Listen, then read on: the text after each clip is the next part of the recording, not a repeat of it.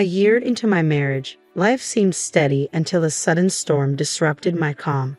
My husband unexpectedly announced that I would need to take care of my father-in-law, who had suffered a serious accident and was now incapacitated.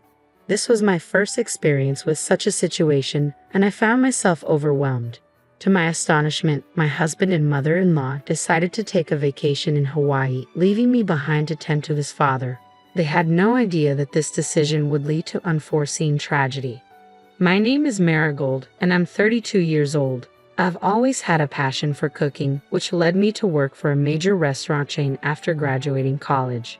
For the past 8 years, I've been in the planning department, where I developed new menu items. It was during this time that I met Merrick, the man who would become my husband. 2 years ago, after a long day, I visited my favorite Japanese pub, a place I frequented for some relaxation. That evening, I took a seat at the counter, and Merrick happened to be sitting next to me. Thanks to the friendly pub owner, we struck up a conversation and quickly discovered we were the same age. We clicked instantly, exchanged contact information, and before long, Merrick began inviting me out for dinner. As we spent more time together, I was drawn to his cheerful, easygoing nature, and it wasn't long before we started dating. After a year, we fell in love and tied the knot just 6 months ago. Now, we live in a cozy apartment conveniently located between our workplaces. With both of us working, I sometimes let house chores slide, but Merrick always reassures me with a smile, saying, "You don't have to be perfect at everything. I'm just happy being with you." His sweet and understanding nature makes me feel fortunate to be his wife. Our life together is filled with love and laughter, and even 6 months into our marriage, we still share heartwarming moments. I truly believed our happiness would last for years to come. Then one day, everything changed. I came home from work expecting the usual cheerful greeting from Merrick, but was instead met with an unsettling silence. Merrick sat in the living room, his gaze fixed on his phone, worry etched across his face. My heart sank as I approached him, sensing something was wrong. "Merrick, are you okay?" I asked, anxiety creeping into my voice. He barely looked up, his voice heavy with dread. "It's my mom," she called. "Your dad had an accident." The news hit me like a punch to the gut. I could hardly process what he was saying, but I knew we needed to act quickly. I grabbed Merrick's hand, urging him, "We need to go see him right now." But he shook his head. "We can't go yet." "Why not? Is he not doing well?" I asked, fear creeping into my voice. "He's not, but Mom's with him. She'll stay by his side until he gets better." His quiet response only deepened my anxiety. I released his hand and sank into the couch, feeling utterly helpless. My father-in-law had just turned 67 and despite his age, had always been in great health, spending his weekends hiking and golfing. The thought of him lying in a hospital bed felt surreal. I could see that Merrick was struggling too. Not only was his father seriously injured, but he was also the president of the company Merrick worked for. The weight of it all clearly overwhelmed him. A week later, we finally visited my father-in-law in the hospital. He lay in bed, a weak smile barely visible on his face as we entered the room. "Are you okay?" I asked, trying to mask my concern. He scratched his head and offered me an apologetic look. "Marigold, I'm sorry for worrying you." "Don't be sorry. I'm just relieved that you're safe," I reassured him. He nodded slowly. "I'm all right, just need some time to recover." His faint smile brought me a measure of relief, but the reality was grim. The accident had left him with a spinal cord injury, and though he could speak, he was paralyzed. The doctors informed us it would take at least 2 months of rehabilitation to assess his condition, and even after being released from the hospital, he would require ongoing care. During this time, Merrick stepped into his father's role as president of the company, at least temporarily. Watching my husband take on such a significant position was strange, yet he handled it well. Still, the stress weighed heavily on him. As we sat in the hospital room, my mother-in-law suddenly pulled me aside, tone sharp and condescending. "Marigold," she began, "don't get any ideas just because Merrick's the president now. That doesn't mean you can start enjoying yourself at his expense." Her accusation stung. "I have my own job and I'm doing just fine," I replied firmly. She gave me a smug look. "Sure, but you knew who Merrick was before you married him, didn't you? You're quite the opportunist." Her insinuation was clear, and this wasn't the first time she had made such remarks. She seemed to believe I had married Merrick for his family's wealth and status, but the truth was, I had no idea about his background when we first met. Still, my mother-in-law's hostility had lingered from the beginning, and I had tried to ignore it. But this time, I couldn't hold back. I couldn't hold back any longer. I didn't marry him for his money. I snapped. Merrick's vibrant personality had always drawn me in, but now I felt a wave of betrayal wash over me. His mother's sharp words hit me hard. "What are you talking about? You speak to me as if you really know who I am." I shot back, but her gaze remained icy. "Exactly, and no matter what you say or do, I will never approve of you," she replied with a smirk.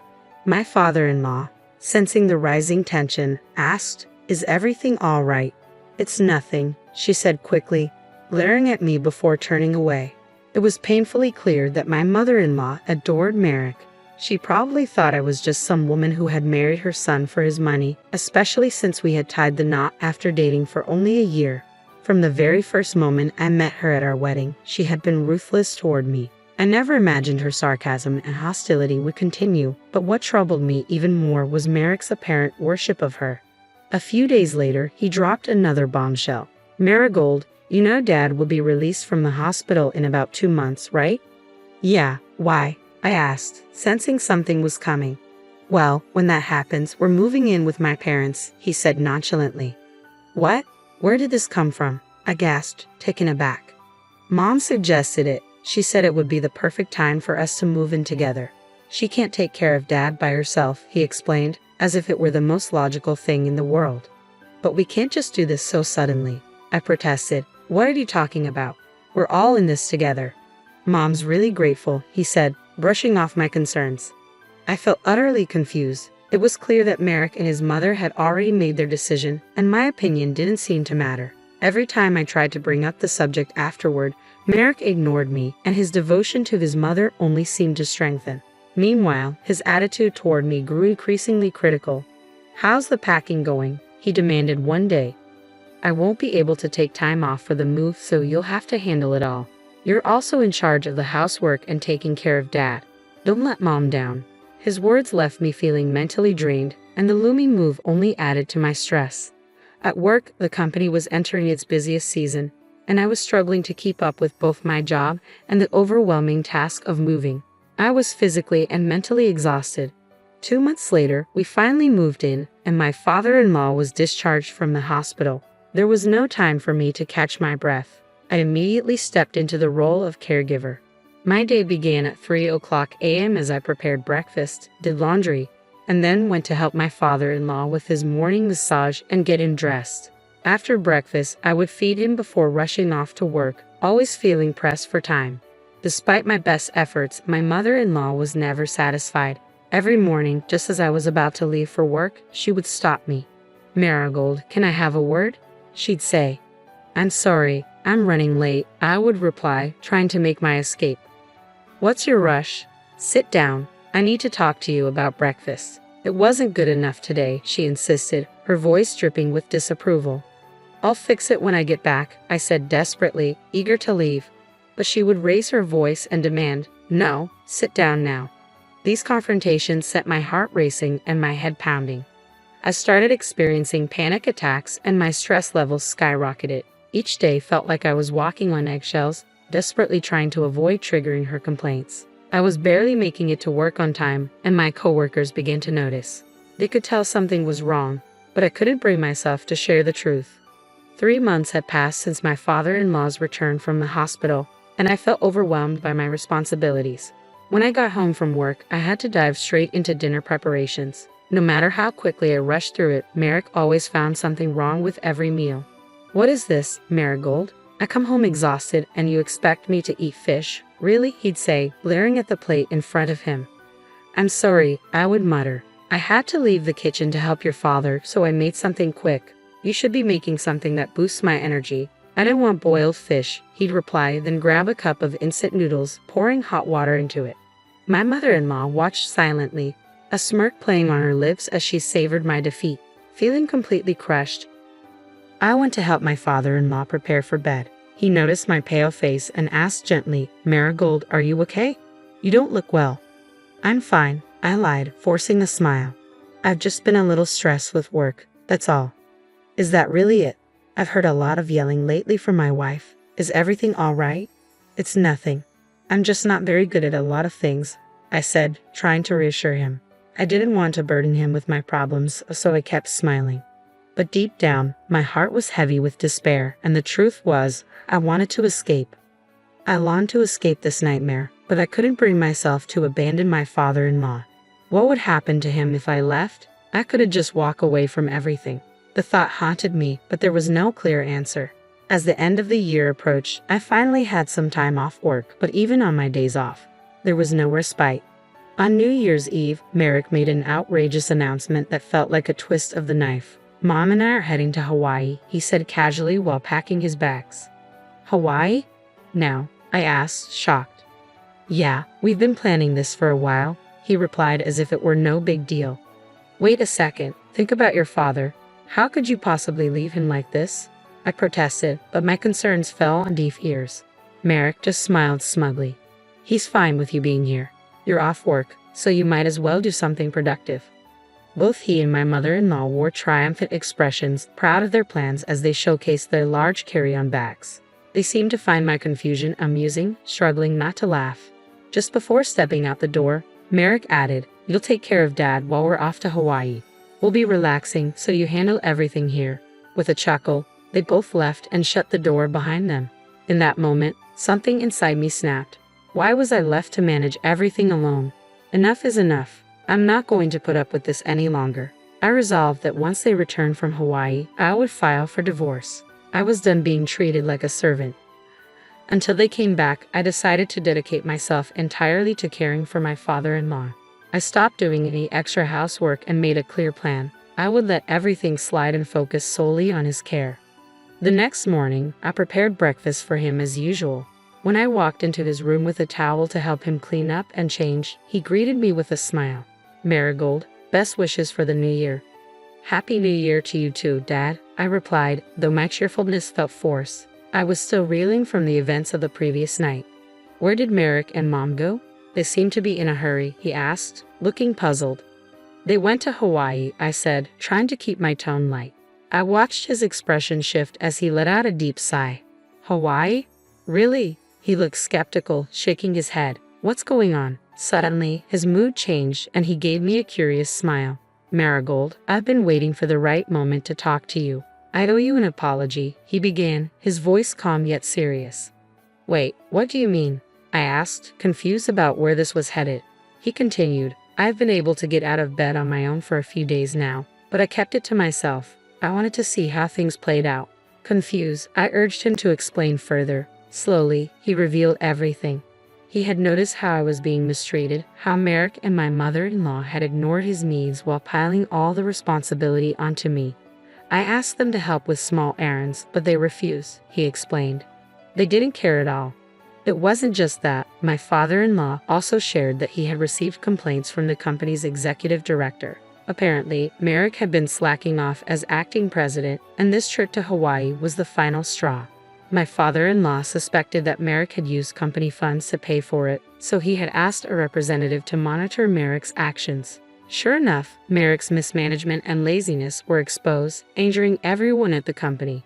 "As soon as I get back, I'll be returning as president," my father-in-law told me.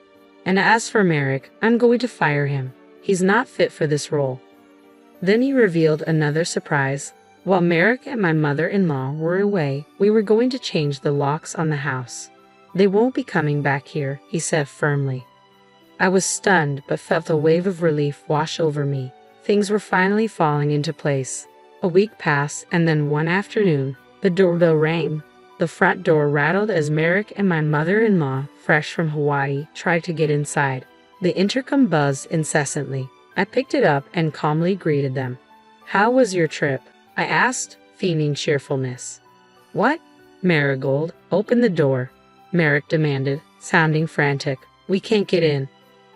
"I can't do that," I replied coolly. "Your father told me not to."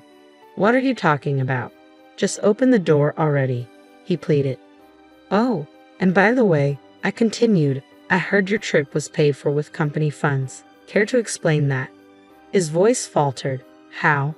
How did you know about that? I watched their shocked faces on the monitor, struggling to hold back my laughter. Just then, my father-in-law joined the conversation, his voice firm and authoritative. So, you really did embezzle money from the company, didn't you? Merrick was taken aback. Dad, you? How are you standing? I've been able to stand for days now, thanks to Marigold helping me with my rehab, he replied. And I know all your behavior at work, thanks to the managing director. You've been lazy and irresponsible. Dad, no, that's not true. Merrick stammered, panic rising in his voice. Enough. My father-in-law cut him off. You're fired. You're no longer welcome at the company. Pack up your things and leave the office immediately. Merrick was now in tears, pleading through the monitor. Marigold, please, you won't leave me, will you? I couldn't hold back any longer. What are you talking about? Do you have any idea what you've put me through? You and your mother have taken advantage of me from the start, forcing me to care for your father while treating me like a servant. Do you even realize how much I've suffered? Calm down, Marigold. I'm sorry. I'm really sorry, he cried. Your apology means nothing, I replied coldly. When you left for Hawaii, I realized there was no point in continuing this marriage. I don't want anything more to do with you. I'm done. Merrick stood there, dazed, as my mother-in-law rushed to support him. It was a pitiful sight, mother and son united in defeat. My father-in-law, holding the divorce papers I had picked up earlier, stepped forward and handed them to Merrick. Sign these now, he ordered.